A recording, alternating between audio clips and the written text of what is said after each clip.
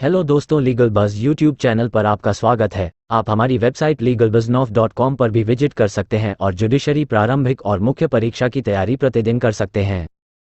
Preeti Agarwala and others versus the state of GNCT of Delhi and others 17 मई 2024। Supreme court legal बस case analysis अनुसूचित जाति और अनुसूचित जनजाति अत्याचार निवारण अधिनियम 1989 के तहत अपराध का गठन करने के लिए अपमान या दुर्व्यवहार सार्वजनिक दृश्य में और शिकायतकर्ता के अलावा अन्य लोगों की उपस्थिति में होना चाहिए। अदालत ने कहा कि अगर निजी बातचीत या विवाद में गाली दी जाती है और सार्वजनिक स्थान पर नहीं, जहां पीड़ित को दूसरों की मौजूदगी में अपमानित किया जाता है, तो SC/ST अधिनियम के तहत अपराध नहीं माना जाएगा। अदालत ने कहा कि इस अधिनियम का उद्देश्य सार्वजनिक रूप से SC/ST समुदाय के सदस्यों के अपमान को रोकना है, न कि निजी बातचीत या बहस में जाति के नामों के इस्तेमाल को दंडित करना। केस टर्म्स: प्रवीण कुमार उर्फ प्रशांत, प्रतिवादी, कपिल मोदी द्वारा संचालित ओलंपिक राइडिंग और घुड़सवारी अकादमी ORAA में घुड़सवारी का प्रशिक्षण ले रहा था।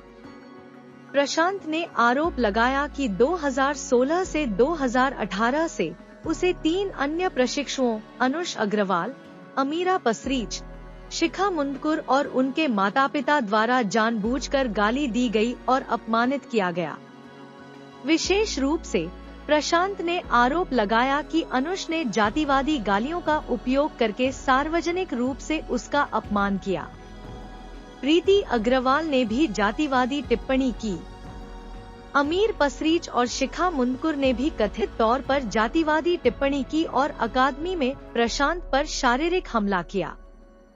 प्रशांत ने 29 अप्रैल 2018 को पुलिस में शिकायत दर्ज कराई, जिसमें SC/ST अत्याचार निवारण अधिनियम के तहत अपराध का आरोप लगाया गया। हालांकि पुलिस ने FIR दर्ज नहीं की। इसके बाद प्रशांत ने मजिस्ट्रेट के समक्ष धारा 156(3) CRPC के तहत FIR दर्ज करने की मांग करते हुए एक आवेदन दायर किया। मजिस्ट्रेट ने जांच का आदेश दिया। जांच रिपोर्ट में कहा गया कि कोई अपराध नहीं बनता। आवेदन 2 अगस्त 2018 को खारिज कर दिया गया।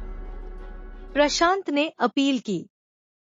उच्च न्यायालय ने मजिस्ट्रेट के आदेश को दरकिनार करते हुए अपील को स्वीकार कर लिया और FIR दर्ज करने का निर्देश दिया। इसके कारण आरोपी व्यक्तियों द्वारा उच्च न्यायालय के आदेश को चुनौती देते हुए सर्वोच्च न्यायालय में दायर की गई